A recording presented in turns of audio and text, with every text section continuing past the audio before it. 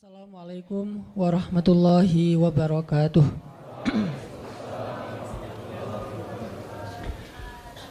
Alhamdulillahirabbil alamin, hamdan katsiran tayyiban mubarakan fih kama yuhibbu rabbuna wa yarda.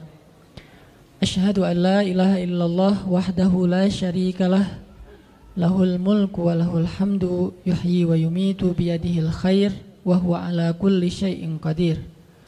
Wa asyhadu anna Muhammadan abduhu wa rasuluhu la nabiyya ba'dah. Allahumma salli wa sallim wa barik ala sayyidina Muhammadin kama dzakarahu dzakirunal akhyar. Wa salli wa sallim wa barik ala sayyidina wa habibina Muhammadin makhtalafal lailu wan nahar. Wa salli wa sallim wa barik ala sayyidina wa habibina wa nabiyyina wa azimina Muhammad wa alal muhajirin wal ansar. Nahmadullaha ta'ala wa huwal mahmud wa huwal hamdi ahl wa nashkuruhu wa huwal mashkur wa huwa lisyukri ahl. Rabbi syrah li sadri wa yassir li amri wahlul 'uqdatan min lisani yafqahu qawli.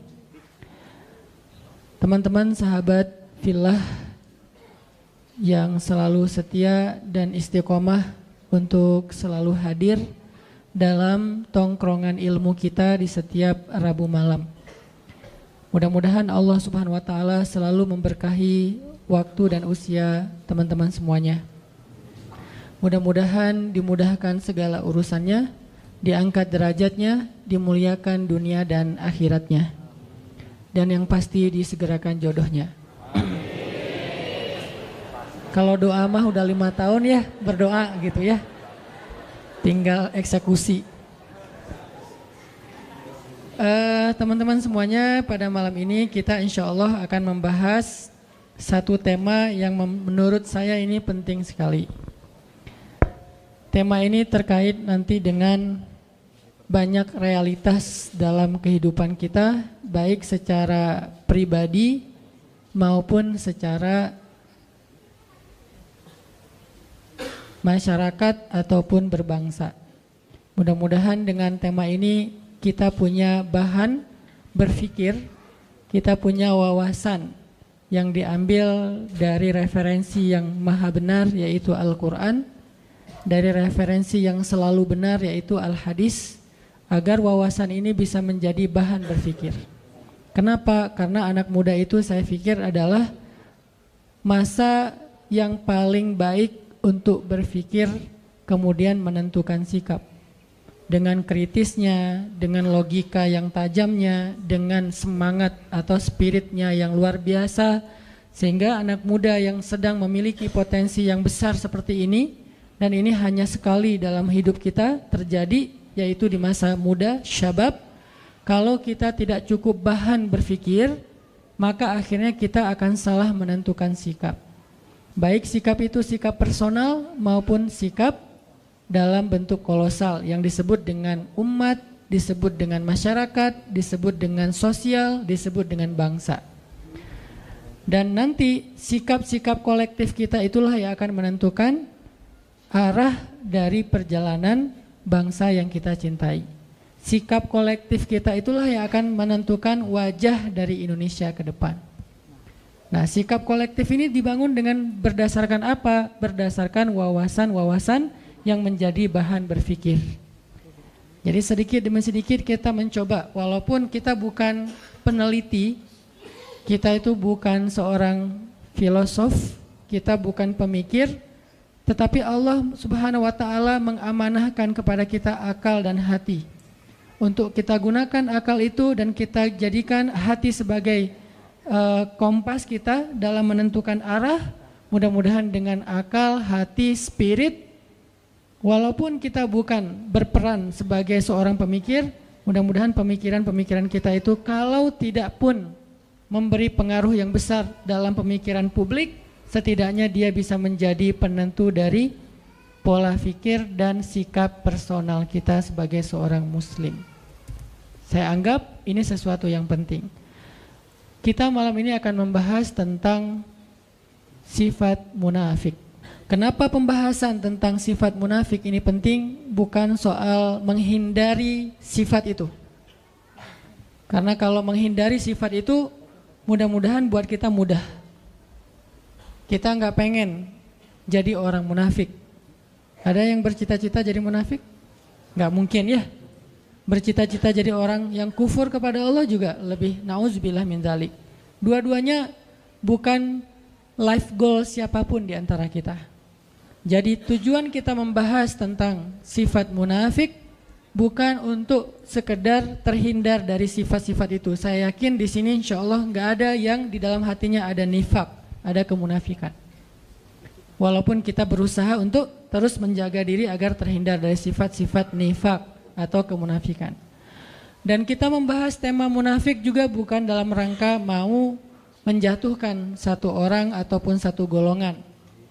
Tetapi kita membahas sifat munafik yang lebih pentingnya adalah agar kita bisa menentukan sikap. Kita bisa menentukan sikap pribadi kita, siapa yang harus kita bela dan siapa yang harus kita hindari. Karena itu penting dalam kehidupan kita pribadi dan kehidupan kita berbangsa. Siapa yang kita harus bela dan siapa yang harus kita tinggalkan. Ini dalam kaidah syariah disebut dengan al-wala dan al-bara'. Pernah dengar istilah itu? Wala dan bara'. Wala dan bara' dalam Islam itu termasuk pembahasan prinsip.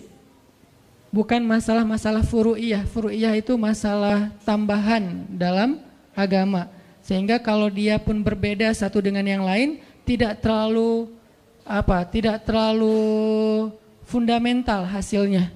Tidak membuat seseorang menjadi kafir, tidak menjadikan seseorang langsung dijudge ahli neraka, tidak menjadikan seseorang langsung dijudge sebagai orang yang sesat. Kenapa? Hanya masalah furu, masalah tambahan dalam urusan syariah. Misalnya masalah ibadah sunnah, masalah-masalah yang sering diperdebatkan oleh ulama dalam khilafiyah mazhab. Itu namanya furu. Jadi kalau ulama berbeda pendapat, biasanya itu furu.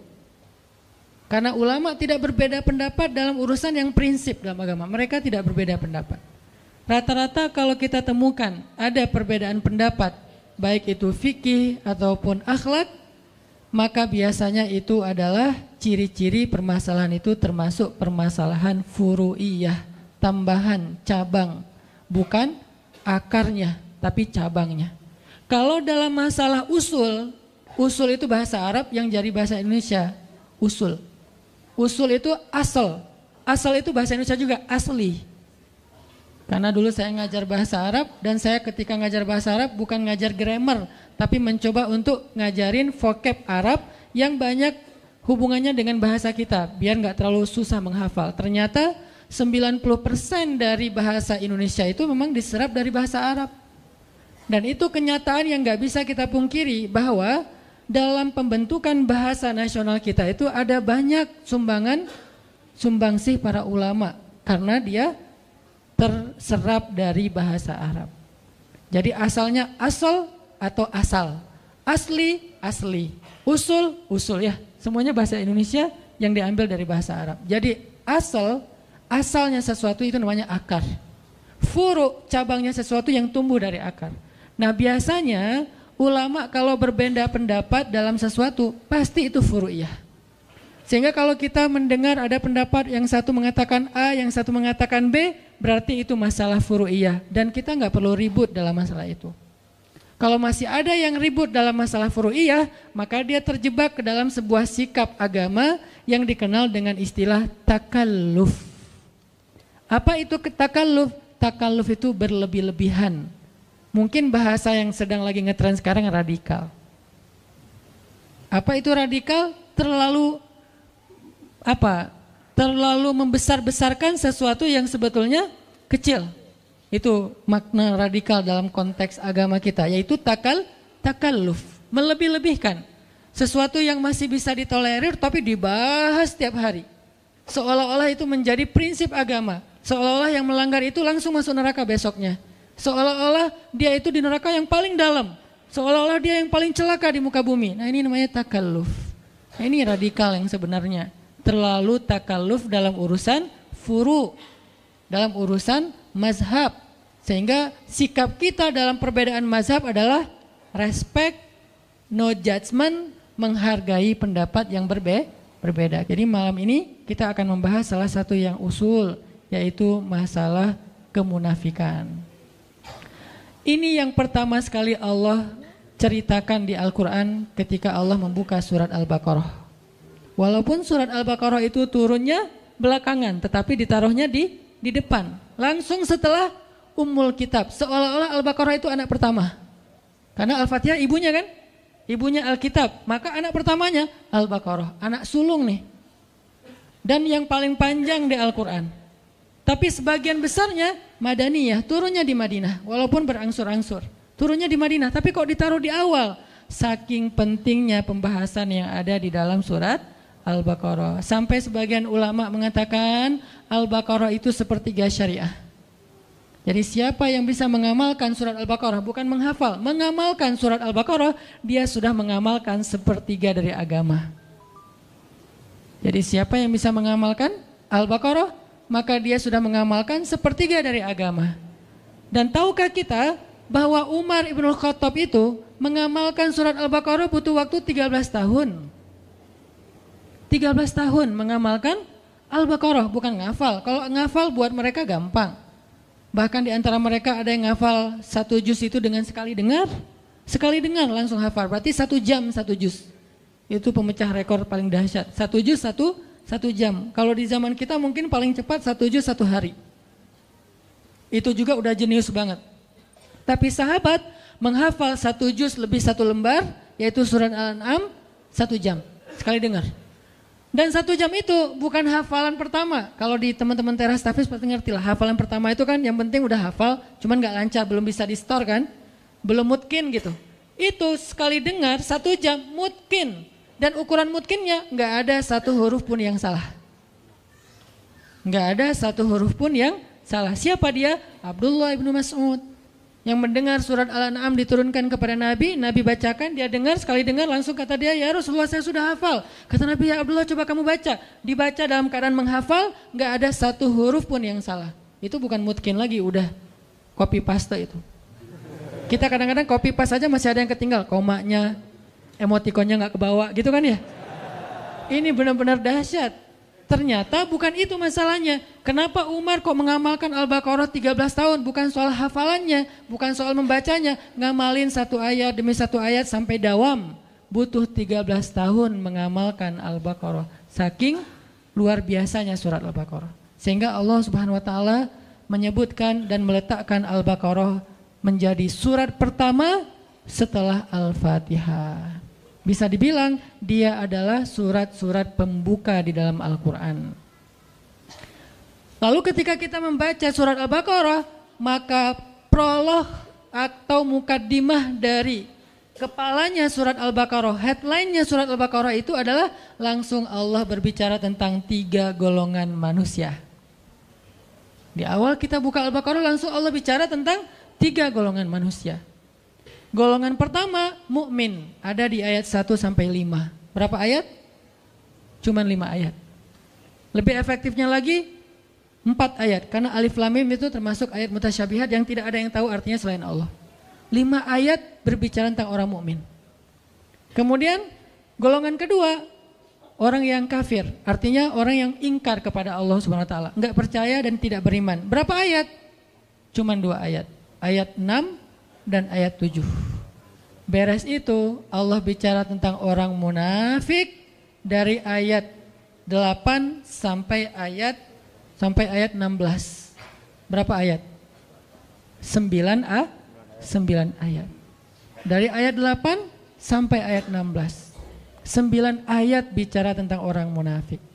Apakah sudah selesai? Belum. Sisanya Allah kasih contoh-contoh orang munafik di banyak ayat di Al-Baqarah, di banyak surat, di sisa-sisa surat yang lainnya. Dan kalau Allah udah bicara tentang orang munafik, kesan emosionalnya tuh kelihatan banget di ayatnya. Allah kalau bicara tentang orang kafir, kesannya flat. Kalau bicara tentang orang mukmin, rahmah. Allah tuh sayang banget sama mereka. Kalau Allah bicara tentang orang munafik, Allah itu kayak emosi banget tuh. Disebutin orang munafik tuh gini, kalian harus hati-hati ya, kalian harus hati-hati. Jadi Allah itu kayak khawatir banget kita terhadap perangai dan kejahatan orang munafik. Allah kalau bicara tentang orang kafir itu hanya bicara tentang surga neraka, bicara tentang kehancuran mereka. Tapi kalau bicara orang munafik, isinya adalah kalau kita mau bikin poinnya, wahai orang hamba-hambaku yang beriman, hati-hati sama mereka. Itu intinya. Makanya saking Allah pengen kita hati-hati dengan orang munafik, penjelasan orang munafik di Al-Quran itu tuh detail banget. Contohnya tuh banyak banget. Kenapa? Karena mereka lebih bahaya daripada orang-orang kafir dalam perangai, perilaku, gangguan, dan siasat mereka kepada orang yang beriman. Makanya kita diajarkan di Al-Quran bukan ayat tentang permusuhan. Ini bukan ayat perpecahan, ini bukan ayat permusuhan. Kalau kita menuduh bahwa membahas tentang munafik itu berarti memunculkan permusuhan, berarti kita menuduh Al-Quran memunculkan permusuhan. Padahal sebagian besar dari ayat Al-Quran itu banyak berkisah tentang orang munafik. Kenapa? Biar kita hati-hati. Biar kita menghindar, jangan sampai kita masuk golongan ini. Kenapa? Orang kafir itu masuk neraka, orang munafik jadi kayu bakarnya neraka. Innal munafiqina fid darkil asfal. Asfal itu bahasa Arab yang jadi bahasa Sunda, aspal. Karena orang Sunda nggak bisa, siapa bilang itu fitnah ya. Jadi asfal tempat paling bawah yang diinjak-injak, bahasa kitanya aspal. Masuk bisa aja sih Ustadz, benar. Jadi asfali minan nar, aspalnya neraka. Maksud aspalnya neraka, dasarnya neraka. Yang paling bawah, udah nggak ada lagi di bawahnya apa? Gorong-gorong atau apa? Enggak, udah. Paling bawah itu adalah aspal udah. Berarti yang disebut dengan aspal, bahan bakarnya, kayu bakarnya dibuat dari bukan kayu bakar, batu. Karena bahan bakar api neraka itu adalah batu. Waquduhan nasu wal hijarah, bahan bakarnya adalah manusia dan batu. Manusia yang dimaksud di dalam ayat ini siapa? Innal munafiqina fid darkil asfali minan nar, na'udzubillahi min dzalik. Ini sehingga tanpa kita sadari mungkin kita enggak termasuk orang munafik, tapi begitu kita berwala kepada orang munafik, membela orang munafik, berpihak sama orang munafik, mendukung kegiatan-kegiatan kemunafikan, maka kita masuk dalam golongan itu, dan ini yang bahaya nih. Bukannya kita menjadi munafik, kita tetap sholat, tapi kita mendukung kemunafikan. Kita tetap puasa, tetapi kita membela kemunafikan. Kita tetap bayar zakat, tetapi kita berpihak kepada kemunafikan. Ini bahaya nih. Karena sholat, puasa, dan zakat kita adalah ritual, tetapi wala dan barok kita justru kepada musuh-musuh Allah Subhanahu wa taala. Jadi pembahasan kita pada malam ini bukan dalam rangka memecah belah, bukan dalam rangka menghasut, tetapi dalam rangka kita belajar dari Al-Quran agar kita terhindar. Siapa yang merasa dirinya mirip dengan ayat-ayat yang disebutkan, maka tubu ilallah, bertaubatlah segera. Siapa yang merasa tidak mirip, kayaknya bukan saya deh, maka hati-hati supaya kita jangan sampai mendukung orang-orang yang seperti ini. Cuman seperti itu sederhananya moral of the story dari pembahasan tentang al-munafik atau al-munafikun. Makanya teman-teman nanti bisa baca di dalam beberapa ayat yang nanti habis sholat isya kita coba bedah. Dan pas sholat isya saya juga akan baca Al-Baqarahnya dari ayat 1 sampai selesai tadi ayat berapa? 18 tentang 3 golongan manusia yang disebutkan oleh surat Al-Baqarah. Barakallahu fiikum. Teman-teman semuanya yang dirahmati Allah Subhanahu wa taala, kita lanjutkan pembahasan kita tentang al-wala dan al-bara'. Siapa yang kita berpihak, siapa yang tidak kita perlu berpihak. Dalam hal ini kita mengambil salah satu contohnya adalah orang-orang munafik. Jadi dalam konteks Islam kita nggak boleh berpihak kepada orang munafik. Tapi kalau kita kasihan kepada dia secara manusiawi, itu sangat boleh, bukan hanya boleh, harus. Jadi kita harus bedakan mana sifat kita sebagai sesama manusia, mana sikap kita dalam urusan agama, itu beda. Kalau konteksnya kemanusiaan itu universal. Kita tuh berbuat baik nggak boleh ngelihat agama. Mau dia muslim, mau non muslim, mau dia munafik, mau dia mukmin, mau dia orang baik, mau dia orang jahat. Kita kalau dalam urusan kemanusiaan maka hak dan kewajibannya sama. Ketika kita ngelihat misalnya ada mantan perampok yang belum bertaubat, berarti bukan mantan ya, perampok lah ya, belum bertaubat, atau penjahat belum bertaubat. Kemudian dia sakit yang parah, terus tergeletak di jalan, nggak ada yang mau menolong dia. Lalu kita lewat dan kita mampu menolong kita, maka di dalam konteks ini kita wajib untuk menolong dia. Terserah dia seorang penjahat, dia seorang ahli maksiat, bahkan dia orang yang musyrik kepada Allah, orang yang tidak beriman kepada Allah. Karena konteksnya di sini adalah konteks kemanusiaan, nggak ngelihat agama, apalagi ngelihat negara ya. Agama aja nggak boleh jadi sekat kalau dalam konteks kemanusiaan, apalagi negara. Jadi kalau kita bicara Palestina, Suriah, mentang-mentang di sana mayoritasnya Muslim terus jadi nggak ditolong? Enggak.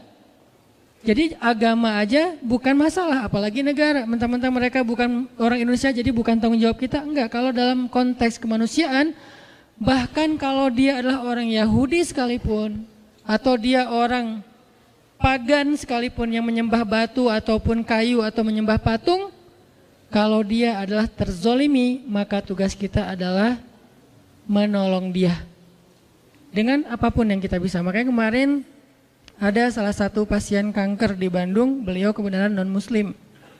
Bukan salah satu, ada beberapa orang non-muslim, pasien kanker dan kurang mampu. Kemudian karena istri megang beberapa proyek sosial untuk pasien kanker yang kurang mampu, akhirnya kita ambil pasien ini, kita coba audiensi, asistensi ke dokter sampai beres pengobatannya, operasinya. Yang satu meninggal, yang satu alhamdulillah bisa survive. Dan kita nggak mempertanyakan, wah ini kayaknya non muslim nggak usah ditolong, kayaknya kalau ditolong nggak ada pahala. Pahalanya sama, mau dia muslim mau non muslim, pahala menolong dia adalah sama karena dia manusia dalam konteks kemanusiaan universal. Ini tidak ada perdebatan di antara ulama. Dalam konteks muamalah juga kayak gitu. Kaidahnya adalah tidak ada kezoliman. Konteks muamalah misalnya jual beli, kita bekerja di sebuah perusahaan yang di situ tuh ada muslim ada non muslim, maka ini universal dengan syarat tidak mengganggu batasan-batasan syariah agama kita. Kalau itu terganggu maka nanti akan ada pengecualian. Misalnya kita nggak dibolehin pakai hijab di situ, pasti ada pengecualian. Misalnya kita di situ dipaksa untuk minum khamar seperti yang kerja di Jepang misalnya. Selebrasi mereka itu minum sake misalnya. Kalau kita nggak minum maka kita dimarahi atau dipecat. Di sini ada pengecualian. Tapi kalau tidak membatasi atau mengganggu batasan syariat, maka tidak masalah kita bermuamalah dengan siapapun, bahkan kepada orang yang tidak beriman sekalipun. Apalagi kemanusiaan. Tapi kalau dalam konteks sikap agama, nah ini lebih spesifik lagi. Di situ beda antara mukmin, kafir, munafik beda. Kafir juga ada dua, ada yang harbi, ada yang zimmi. Yang harbi itu yang memerangi kita, yang zimmi dia tidak memerangi kita, maka kita boleh berbuat baik kepada dia. Namanya non-muslim. Yang tidak memerangi kita. Kalau yang memerangi kita dalam Al-Quran disebut kuffar. Kalau yang tidak memerangi, mereka tidak dipanggil dengan bahasa orang kafirun, tetapi mereka disebut dengan orang Yahudi, orang Nasrani, orang musyrikun dan seterusnya. Intinya adalah kita tidak ada kewajiban atau anjuran untuk memusuhi mereka. Mereka adalah saudara kita dalam kemanusiaan, dalam negara, dalam bangsa, dalam suku. Dalam konteks apa? Dalam konteks muamalah, dalam konteks kemanusiaan. Kalau dalam konteks agama, kalau mereka tidak memerangi kita, maka kita nggak boleh dilarang untuk menyakiti mereka, apalagi memusuhi mereka. Bahkan jika ada pertikaian antara non muslim dengan muslim, kita nggak boleh berpihak berdasarkan agama. Ada pertikaian nih dalam urusan muamalah, urusan dagang kah, urusan jual beli kah, jual beli tanah, jual beli rumah, jual beli mobil dan seterusnya. Ada masalah nih, termasuk masalah misalnya kayak masalah pekerjaan, masalah muamalah. Kalau misalnya ada pertikaian di antara mereka, nggak boleh kita berpihak karena dasarnya agama. Nih saudara saya muslim, saya belain dia. Belum tentu dia benar, bisa jadi dia yang salah. Maka di situ konteksnya adalah adil. Nggak boleh gara-gara kita beda agama terus kita bersikap zolim. Kalau dia beda agama dengan kita, tapi dia konteksnya di situ korban, maka kita harus membela dia. Bahkan terhadap saudara kita yang sama-sama muslim, kalau ternyata saudara yang muslim itu adalah justru yang zalim. Jadi inilah konsep adilnya Islam. Dan di sini kita juga belajar tentang bab wala dan barok dalam contoh-contoh yang sederhana. Jadi nggak boleh mentang-mentang pokoknya belain aja yang namanya muslim, kita harus bela. Enggak. unsur akhaka zaliman au mazluman. Tolonglah saudara kamu dalam keadaan zalim atau terzolimi. Ini maksudnya apa nih? Kan kita harus nolongin saudara kita Ustaz walaupun dia zalim. Menolong saudara kita yang zalim artinya hindarkan dia dari kezaliman. Kalau dia udah terlanjur melakukan kezaliman, maka tegakkanlah keadilan. Wa'adilu huwa aqrabu littaqwa. Bersikap adillah karena dia yang paling dekat kepada ketakwaan. Bahkan kepada orang yang kita benci kita harus bersifat adil, fair bahasa sederhananya. Kayak gimana? Kita nggak suka dengan satu kelompok. Apakah dasarnya agama, dasarnya golongan, dasarnya emosional pribadi, nggak suka aja dengan satu kelompok. Kan ada yang suka gitu ya. Satu grup WhatsApp nggak suka kepada grup WhatsApp yang lain. Namanya grup sebelah. Terus gara-gara kita nggak suka, kita bersikap nggak fair, ini bukan sifat muslim. Kenapa? Allah berfirman, wala yajrimannakum syana'anu qaumin ala alla ta'dilu i'dilu huwa aqrabu littaqwa. Janganlah kebencian kalian kepada satu grup WhatsApp. Ini terjemahan apa? Ini contohnya. Janganlah kebencian kalian kepada satu kelompok, satu golongan, satu grup membuat kalian bersikap tidak adil kepada mereka. Maka bersikap adillah karena keadilan itu dekat kepada ketakwaan. Jadi nggak boleh gara-gara kita nggak suka terus kita nggak fair dalam urusan muamalah, dalam urusan hak dan kewajiban, dalam urusan kemanusiaan nggak boleh. Tapi dalam urusan sikap, agama, dakwah dan syariah, maka di sini ada penjelasan dan koridornya sendiri. Yang akan kita bahas hari ini adalah sikap kita yang berkaitan dengan pembelaan kita terhadap agama.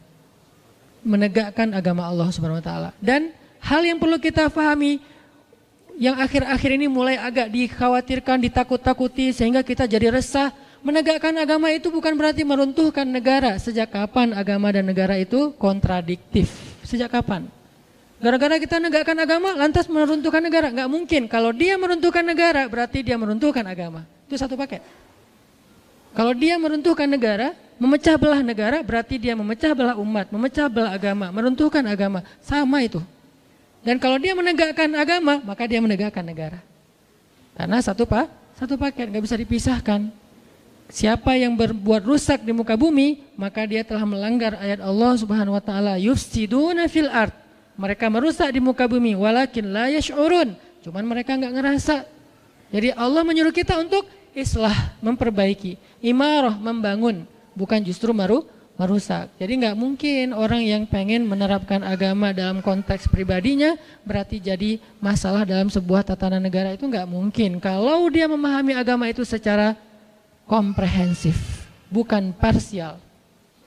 Tapi kalau dia memahami agama secara parsial, mungkin aja. Maka solusinya adalah apa? Pelajari agama secara lebih dalam. Bukan dihindarkan dari belajar agama ya.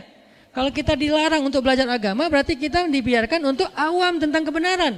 Ketika kita nggak ngerti tentang konsep kebenaran, maka kita akan bisa saja menjadi masalah dalam sebuah lingkungan, masyarakat dan bangsa. Justru kita nggak mau itu terjadi. Belajarlah agama supaya punya konsep kebenaran. Dan konsep kebenaran agama, apalagi Islam, adalah konsep yang sangat rahmatan lil alamin. Lalu apa yang membuat orang takut belajar Islam?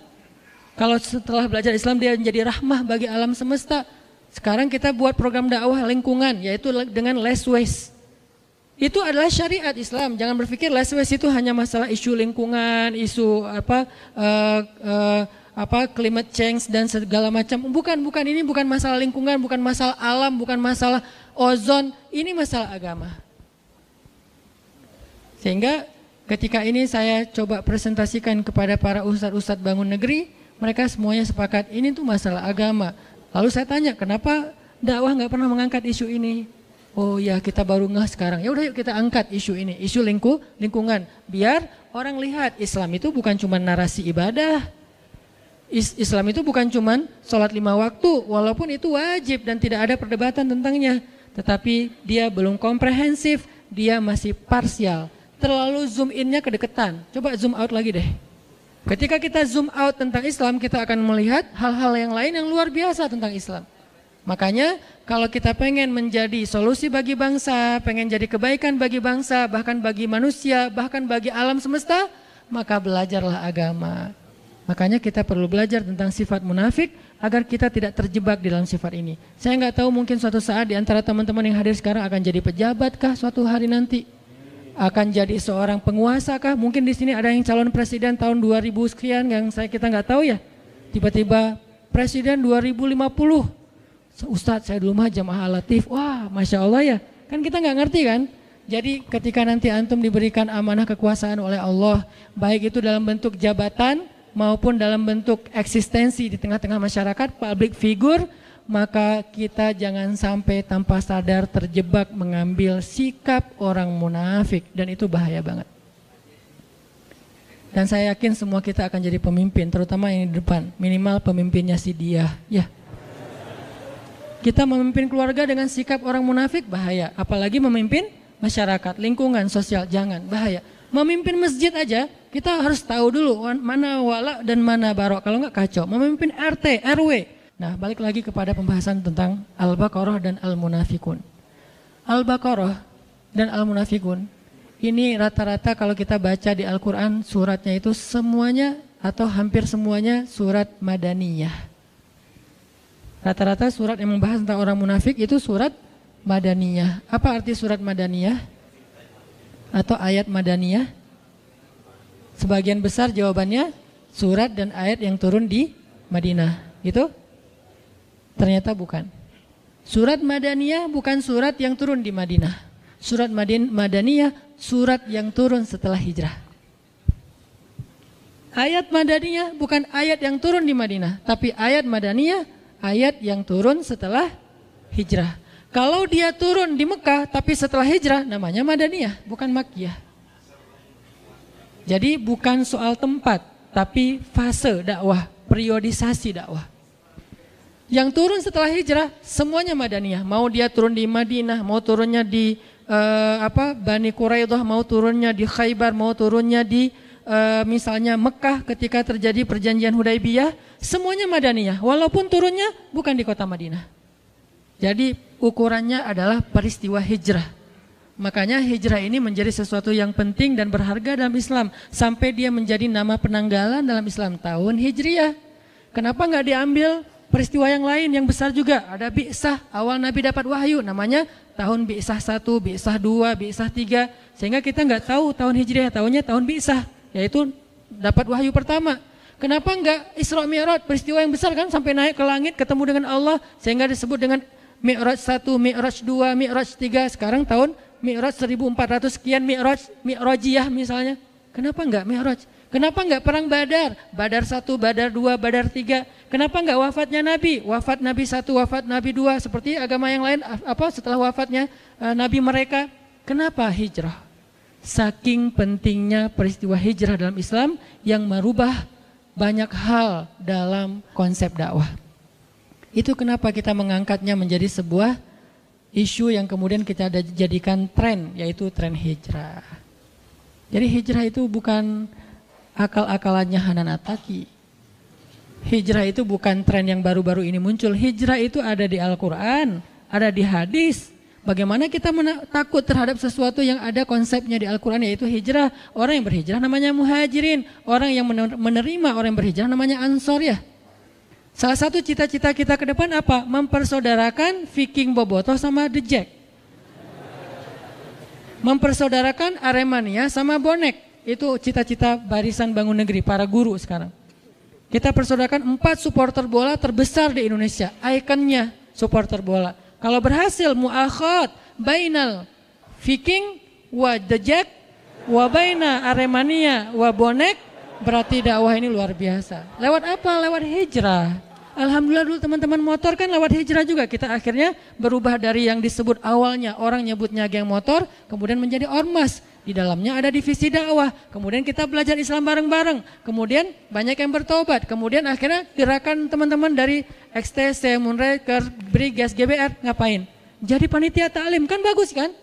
Mana ada sejarah teman-teman ini pernah jadi panitia ta'lim secara organisasi sebelum ada dakwah hijrah. Artinya hijrah ini sesuatu yang baik untuk negara kita.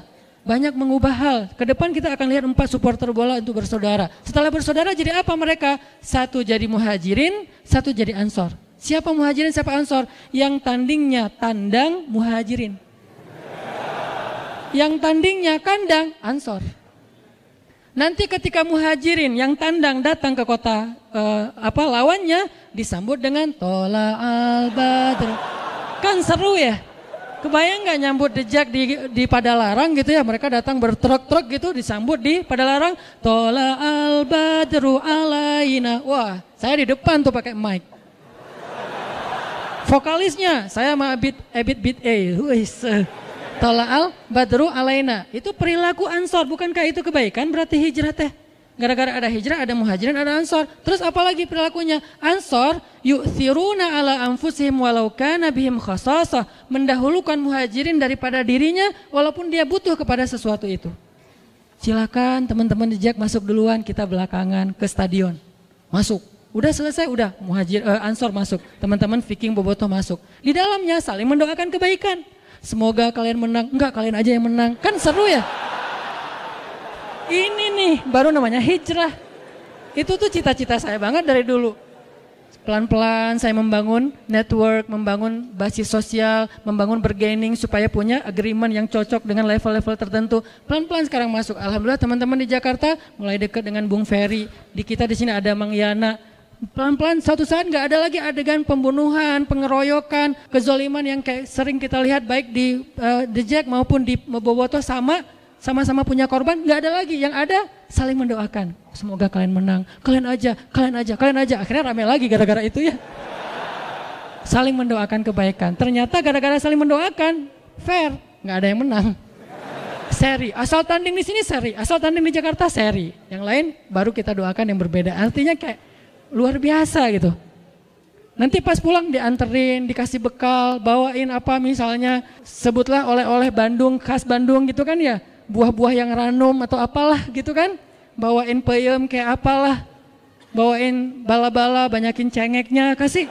Kan biar gregetan gitu kan. Wah Masya Allah, karena saya makan bala-bala gak ada cengek, gak ada rasanya. Pas kita ke Jakarta dibawain apa, ondel-ondel atau apalah sama teman-teman. Ini semuanya adalah karena hijrah. Itu tuh goal dari program hijrah kita, bukan sekedar ngaji. Ngaji ini adalah cara kita untuk mengupgrade kapasitas spiritual dan wawasan. Tapi praktek sesungguhnya dari hijrah itu adalah behavior, perilaku kita. Baik itu perilaku personal maupun perilaku sosial. Perilaku sosial itu tadi mu'akhad, persaudaraan antara kita. Dan itu udah terjadi di Bandung dengan ikonnya anak-anak motor. Itu bukti bahwa hijrah itu ternyata solusi untuk bangsa. Kenapa kita malah takut? Aneh kan? Logikanya harus kita asah lagi nih. Dengan apa mengasah logikanya? Dengan Al-Quran, dengan hadis Rasulullah SAW. Berarti kalau ini menjadi solusi untuk bangsa, berarti Rasulullah itu orang yang sangat berjasa bagi bangsa kita. Karena Rasul yang udah ngajarin tentang konsepsi hijrah ini kepada kita, yang konsep itu lalu saya convert, saya terjemahin bersama dengan para guru untuk menjadi program sosial. Berarti Rasul berjasa banget. Rasul berjasa untuk kita sejak dulu. Nanti berjasa lagi di padang mahsyar. Kita pikir udah selesai urusan kita sama Nabi. Belum selesai. Satu-satunya urusan dengan manusia yang dibawa sampai ke akhirat, itu cuma Nabi loh. Kita dengan pasangan kita aja udah beres. Memang sehidup semati, tapi tidak sehidup lagi. Sehidup lagi udah pisah. Ketemu lagi di surga ya kalau masuk surga dua-duanya. Kalau salah satu di surga yang salah satu di neraka, na'udzubillah min dzalik, maka dia akan dipasangkan lagi dengan pasangan yang sesuai dengan dia. Na'udzubil, kan gak rela banget ya, udah di neraka terus dia selingkuh gitu kan ya. Jangan sampai. Makanya kalau dua-duanya di surga, balik lagi bareng. Makanya Rasul itu berjasa untuk kita bukan cuma di dunia teman-teman, sampai di padang mahsyar. Satu-satunya manusia yang teman-teman bisa lihat di YouTube beberapa booster saya tentang Rasulullah yang paling sibuk di akhirat, yang paling sibuk mengurus orang lain itu cuma satu orang, Nabi Muhammad SAW. Yang lain semuanya ngurus diri sendiri. Semuanya berlaku kalimat kullum ri'im minhum yawma idzin sya'nun yughnih. Semua orang pada hari itu sibuk dengan urusannya sendiri-sendiri. Illa Rasulullah SAW yang sibuk dengan urusan umatnya.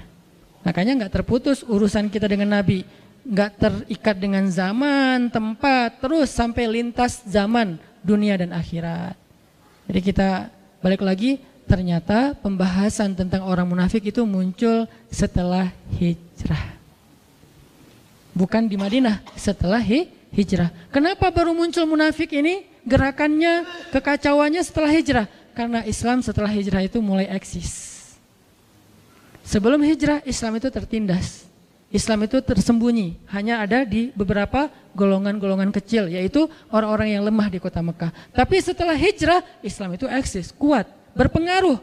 Muncullah orang-orang munafik, muncullah ayat-ayat tentang munafik, muncullah surat Al-Munafikun. Cari di Al-Quran itu surat apa? Madaniyah, surat yang turun setelah hijrah.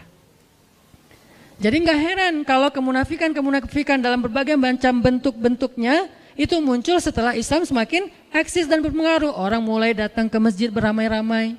Yang dulunya kita susah banget ngelihat anak muda ramai di masjid seperti sekarang ya. Dulu masjid itu diramaikan oleh siapa? Oleh kakek-kakek. Sekarang fenomenanya Masya Allah. Setelah hijrah dalam konteks kekitaan, maka yadkhuluna fi dinillahi afwaja. Orang berbondong-bondong masuk ke dalam agama Allah. Agama di sini bisa artinya syariat, bisa artinya masjid, bisa artinya taklim. Berbondong-bondong. Baik itu kajian saya, kajian Ustaz Abu Somad, kajian Ustaz-Ustaz yang lain, semuanya ramai. Lebih ramai daripada konser. Setelah apa? Setelah hijrah. Maka dalam satu paket, begitu hijrah muncul, eksistensi Islam muncul, muncullah kemunafikan. Kenapa dia muncul? Baru dibedah oleh Al-Quran. Kemunafikan itu kenapa kok munculnya setelah hijrah? Terus perangainya kayak gimana? Itu kenapa surat-surat atau ayat kemunafikan itu rata-rata madaniyah. Pertanyaan berikutnya, kenapa kemunafikan muncul setelah hijrah dan Islam eksis?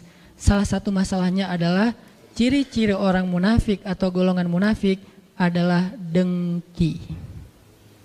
Bahasa Arabnya hasadin. Makanya ada doa, min syarri hasidin idza hasad, dari kedengkian orang yang dengki. Dia dengki dengan keislaman, dia dengki dengan eksistensinya kaum muslimin. Dia dengki, dia nggak suka. Bahasa lainnya selain hasad apa? Ghillan. Makanya di dalam Al-Quran Allah mengajarkan kita juga doa. Wala taj'al fi qulubina ghillan lilladzina amanu. Ya Allah, jangan jadikan di dalam hati kami rasa dengki kepada sesama orang beriman. Jadi kalau kita dengki kepada kelompok-kelompok kaum muslimin gara-gara dia lebih eksis, maka jangan-jangan di dalam hati kita ada kemunafikan wal iyadzubillah. Kalau kemunafikan itu baru di hati aja, maka ini masih munafik kecil. Kalau kemunafikan itu kemudian berbentuk cara kita, sikap kita menghalang-halangi kebaikan dan dakwah, berarti sudah masuk kemunafikan besar. Dan itu berlakulah ayat innal munafiqina fid darkil asfali minan nar, na'udzubillah. Kalau kemunafikannya masih dalam hati, masih kemunafikan kecil. Saya nggak suka ngelihat kajian itu ramai. Saya nggak suka ngelihat masjid kok ramai sekali. Berarti dia dalam hati doang. Kalau dia lalu dengan kedengkian itu kemudian membuat sebuah penghalang agar orang tidak lagi bisa meramaikan masjid, dia halang-halangi, dia fitnah, dia pecah belah, berarti sudah dengkinya, kemunafikan yang besar. Dan kalau sudah kemunafikan yang besar, bahasanya Allah di surat Al-Munafikun apa? Humul aduwu fahzarhum. Mereka itu musuh dan hati-hatilah kalian terhadap mereka. Sekarang kita tinggal ngelihat diri kita masing-masing. Apakah kita dengki terhadap kelompok sesama kaum muslimin? Taklimnya rame, taklim yang di sana rame, kajian yang di sana rame, festival yang itu kok rame banget, berbondong-bondong orang datang. Ada 1, 2, dan 3 sekarang ya. Masjid di sana kok rame dengan anak muda, masjid di sana rame dengan ibu-ibu taklim, yang di sana rame dengan bapak-bapak atau kakek-kakek. Masing-masing punya segmentasi yang berbeda-beda ya. Kajiannya berbeda-beda juga. Masjid di sana tuh kajiannya rutin. Masjid di sana tuh hari Ahad, namanya jihad, pengajian hari Ahad, bebas. Kalau kita dengki ngelihat masjid ramai, berarti dalam diri kita udah ada ayatul munafik. Salah satu ciri kemunafikan, hati-hati. Kalau kita nggak suka ngelihat masjid ramai. Tapi kalau kita melihat bukan ke masjid ramainya, lebih ke urusan teknis, maka cari solusi, jangan dihalangi. Cara solusinya gimana? Ya udah batasi pesertanya, jangan rame-rame. Karena kenapa? Karena nggak memadai misalnya tempatnya. Atau carikan, yuk kita sama-sama dukung. Karena masjidnya udah rame, parkir nggak ada. Ya udah, siapa yang mau meminjamkan lapangannya untuk parkir? Nanti berlaku di situ ayat wa ta'awanu 'alal birri wat taqwa, saling menolong dalam kebaikan dan ketakwaan. Itu lebih bagus lagi. In tansurullaha yansurkum. Kalau kamu tolong agama Allah, Allah tolong kamu. Tijarah dengan Allah, dengan hartanya dan dirinya. Itu yang harusnya kita lakukan. Ngelihat masjid rame. Al-Latif sekarang rame nih. Aduh, membludak, parkir susah. Akhirnya jamaah kadang-kadang mikir untuk, kajiannya di Al-Latif ya. Aduh, pasti parkirnya susah, gak jadi datang deh. Sehingga yang datangnya setengah dari biasanya. Kalau di TSB datang karena parkirnya luas, tempatnya luas. Nah, kita carikan solusi. Kan nggak mungkin setiap hari, setiap minggu juga di TSB karena mereka juga punya jadwal. Oh ya udah, saya punya lapangan. Di mana misalnya? Di Cihanjuang. Nggak mungkin juga sih, kejauhan gitu. Saya punya lapangan daerah-daerah sini nih, daerah Cihapit. Pakai aja. Nggak usah wakaf, tapi pinjam. Karena kalau wakaf mungkin agak berat, kita masih butuh ya. Pinjamin aja lapangan. Berarti kita mendukung agama Allah dan senang kalau masjid rame. Kita sumbang apa yang kita bisa sumbang? Makanan atau apa aja biar nyaman jamaahnya. Berarti insya Allah di dalam hati kita itu ada iman. Kenapa? Hanya orang yang beriman yang senang melihat masjid itu makmur.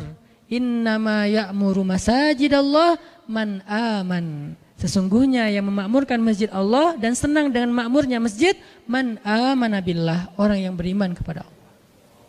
Tapi kalau kita dengki dengan dakwah, dengki dengan ta'lim, dengki dengan kajian, dengki dengan public figure yang bisa membawa banyak massa, crowd event, dengki dengan masjid yang semakin ramai, berarti jangan-jangan fi qulubihim marad, di hati mereka ada penyakit. Kalau penyakit itu enggak segera kita obati dengan istighfar dan taubat, maka Allah mengancam dengan kalimat fazadahumullahu marada. Allah tambahkan lagi itu penyakitnya sehingga dia semakin jauh dari Allah. Salah satu ciri kemunafikan dengki, enggak suka. Karena kedengkian itulah mereka suka mencela, suka menghina. Wa idza laqul ladzina amanu qalu amanna wa idza khalau ila syayatinihim qalu inna ma'akum innama nahnu mustahzi'un. Suka membicarakan orang yang beriman di belakang mereka. Suka mencari-cari kekurangan orang yang beriman, mencari-cari kekurangan dakwah, dihalang-halangin, dirintang-rintangin, dicari sesuatu yang bisa menjelek-jelekan mereka. Ini adalah karena kedengkian. Sehingga akhirnya perangai mereka apa? Karena dengki, ya jelek-jelekin. Kita kalau udah benci sama seseorang, dengki kan cari kejelekannya. Makanya muncullah ayat wa idza ra'aitahum yakhuduna fi ayatina wa idza ra'aital ladzina yakhuduna fi ayatina fa'arid anhum. Kalau kalian melihat mereka memperolok-olok agama Allah, ayatnya, nabinya, syariatnya, hamba-hamba yang berimannya, maka tinggalkan mereka. Allah suruh kita tinggalkan, jangan berpihak sama mereka, apalagi nge-following, unfollow. Kalau penasaran, lihat aja pakai akun yang satunya. Jangan follow. Jadi tinggalkan di sini itu unfollow. Ada di grup, left group. Tapi dengan baik. Kalau orang yang di dalam grup tadi menurut kita dia berbuat sesuatu yang nggak nyaman dalam urusan agama, kita tinggalkan grupnya. Tapi kita nggak boleh ninggalin orangnya. Kita hanya meninggalkan perangainya, tidak meninggalkan orangnya. Kalau orangnya suatu saat butuh, kita boleh menolong dia. Bahkan harus. Jangan mentang-mentang dia pernah menghina agama Allah. Terus kalau dia butuh kita nggak nolongin dia, enggak, tetap kita tolongin kalau kita mampu. Siapa yang menolong? Yang paling dekat dengan dia hubungannya. Al-aqrab summal aqrab. Adil ya, fair ya. Dalam urusan kesalahannya kita nggak mau ikutan.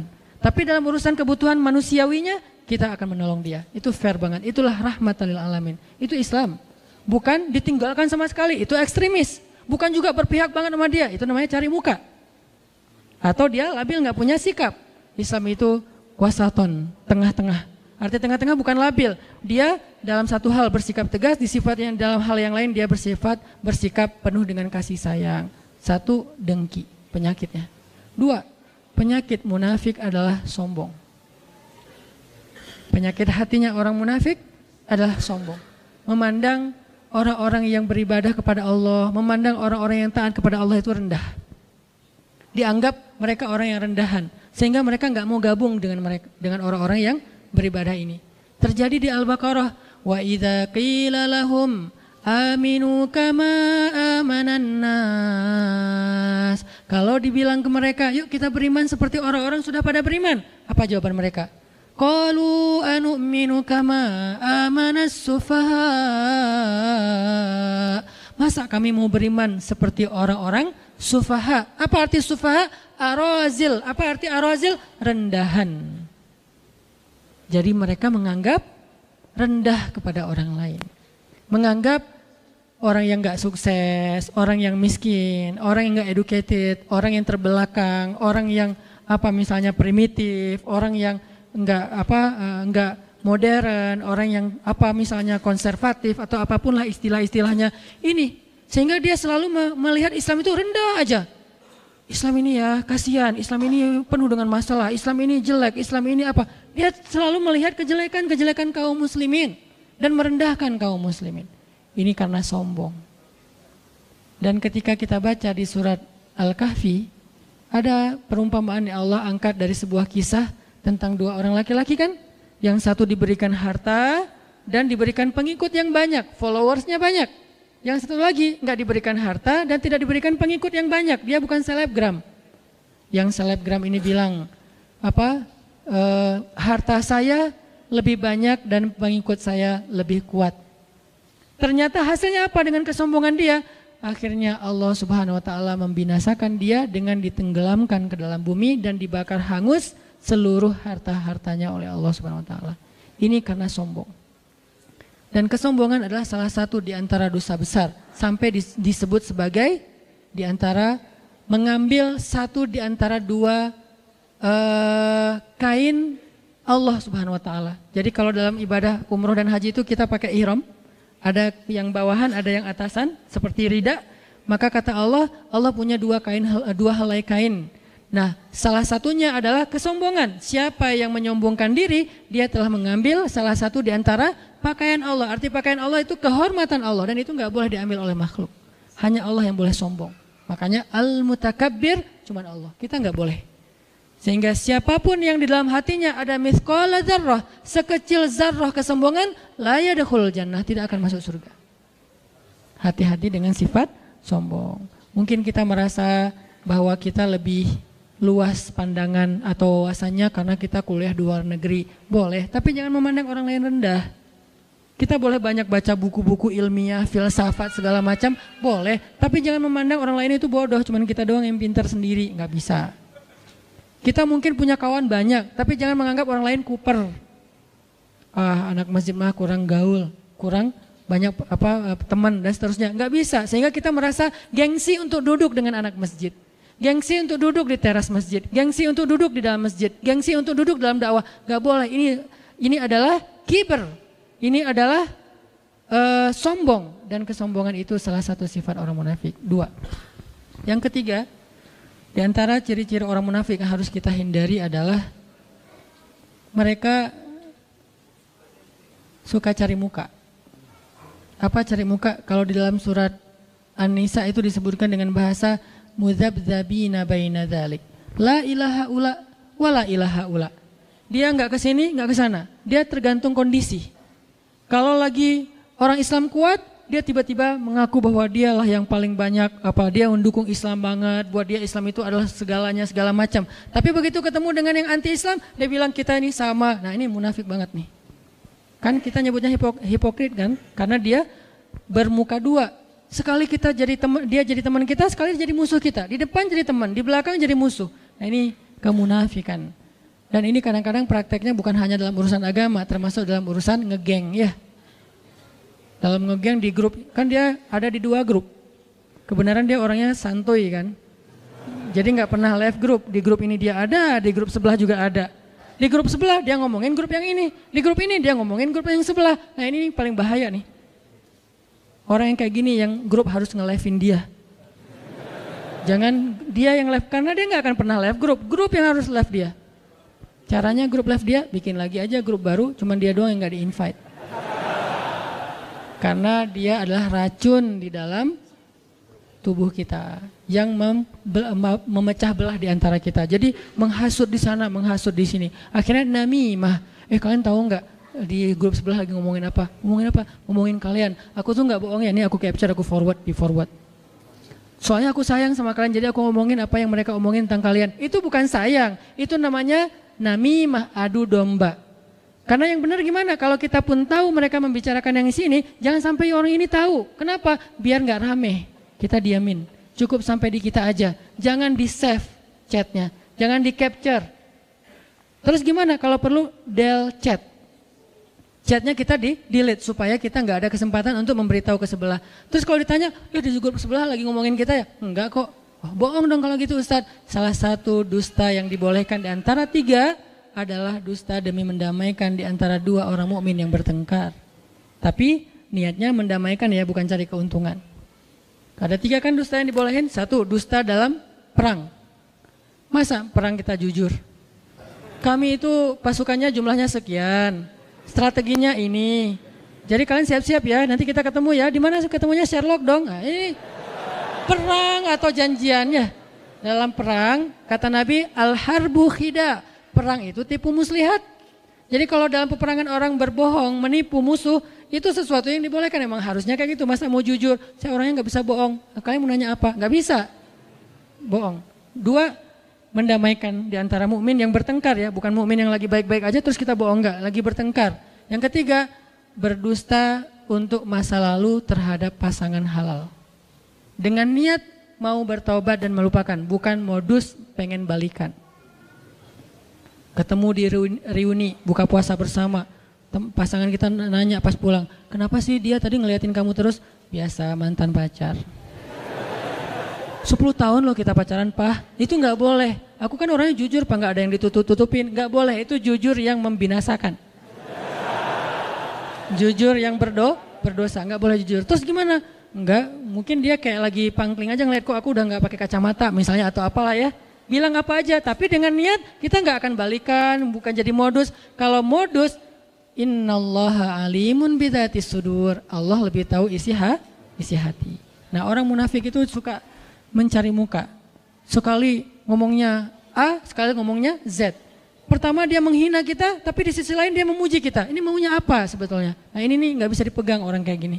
Dia harus jelas keberpihakannya kemana. Tapi dia nggak perlu mencela siapapun. Saya jelas keberpihakan saya, tapi saya nggak suka mencela dan saya nggak suka terlibat dalam debat di sosial media. Jarang teman-teman ngelihat saya berdebat di sosial media. Kenapa? Buat saya perdebatan di sosial media itu tidak produktif, kecuali argumentatif ya. Karena ada juga perdebatan yang argumentatif, dia menjelaskan gagasan, oke itu bagus. Tapi kalau perdebatannya bentuknya saling membuli, ngapain? Sesama mukmin kita membuli.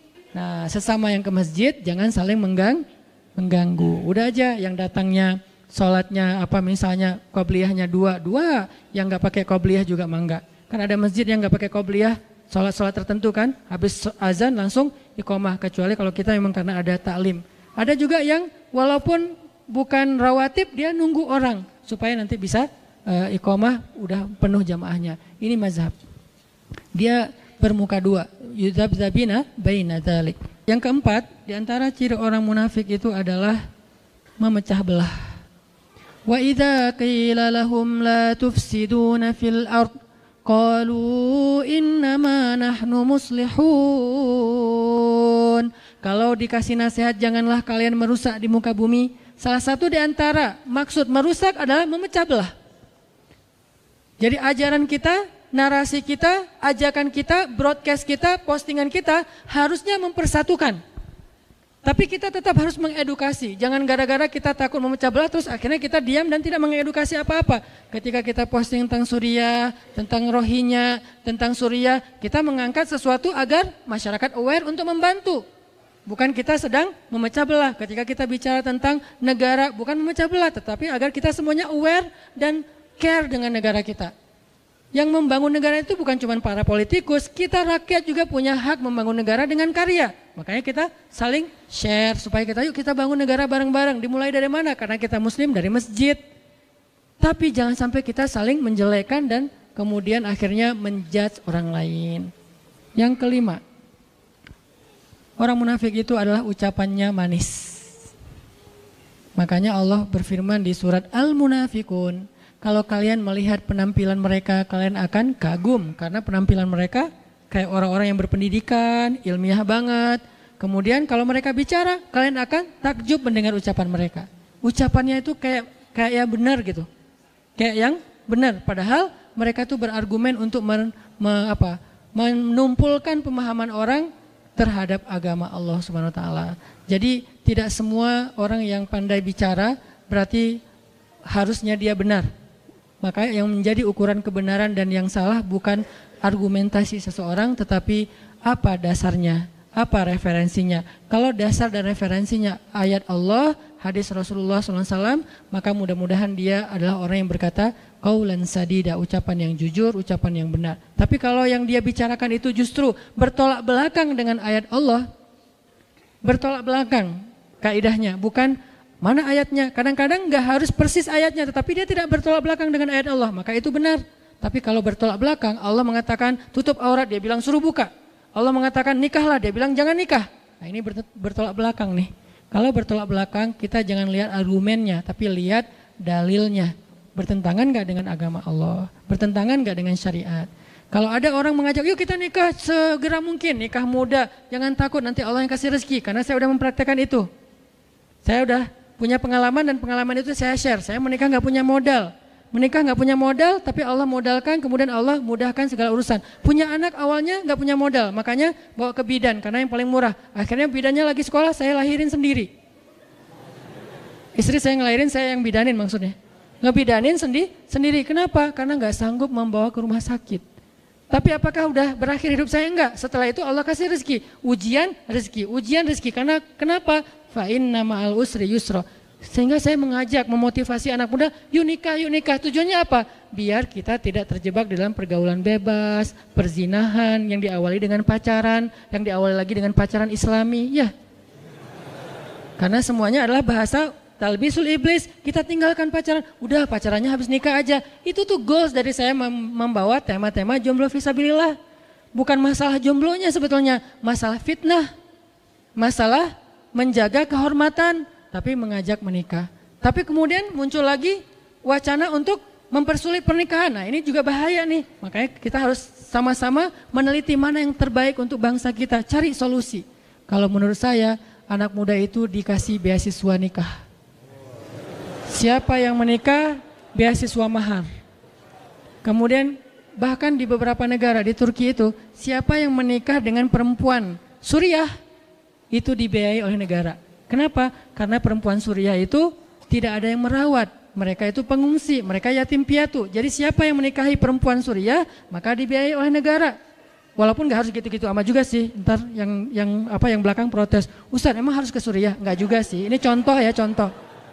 Artinya negara terlibat dalam menyelesaikan masalah anak muda. Masalah anak muda itu 3. 1, masalah cinta.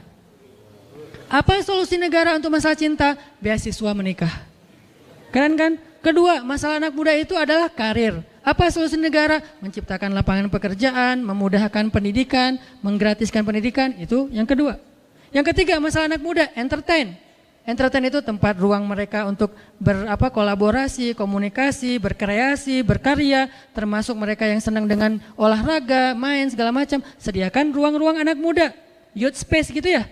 3 masalah ini ternyata dicarikan solusi, bukannya kita terhalangi. Makanya saya berharap kemana saya pergi itu saya ngobrol sama wali kota, sama bupati, sama gubernur, Pak bikin program beasiswa mahar. Insya Allah banyak banget yang akan mendukung, terutama usia di bawah 25 tahun. Itu semangat banget. Tapi tetap ada pemerintah mengawal, makanya muncul sekarang wacana peraturan supaya lebih matang secara mental ya, secara psikis. Cuman mudah-mudahan ini benar-benar jadi solusi sehingga akhirnya tidak ada lagi perempuan yang ditelantarkan. Itu benar banget. Karena ada banyak kasus setelah menikah perempuannya ditelantarkan, banyak kasus kayak gitu. Akhirnya dia harus pergi ke Hong Kong untuk bekerja karena suaminya tidak bertanggung jawab, dia harus menafkahi anaknya. Banyak kasus kayak gitu. Nah, makanya dicarikan solusi juga. Intinya adalah agama itu solusi bagi umat, solusi bagi bangsa, solusi bagi negara. Sehingga bangsa yang ingin negaranya maju harusnya mudah-mudahan bisa menerapkan Islam secara kafatan. Ada tuh negara yang mayoritasnya muslim tapi nggak maju-maju karena tidak menerapkan Islam secara kafah, secara komprehensif. Yang diambil dari Islam cuman ritual ibadah. Padahal Islam itu juga sosial, kemanusiaan, ekonomi dan seterusnya. Mudah-mudahan dengan pembahasan yang aclok-aclokan ini kita bisa mengambil sebuah kesimpulan. Tadi yang pertama saya pengen mengajak kita untuk nggak berdebat lagi soal furu'. Saya menghargai teman-teman dari Madinah yang berpendapat masalah tekstual syariah. Tapi saya juga berharap teman-teman Madinah hargai lulusan Kairo yang berpendapat kontekstual. Kita punya dua pandangan yang berbeda yang menjadi akar perbedaan pendapat fikih. Rata-rata kayak gitu.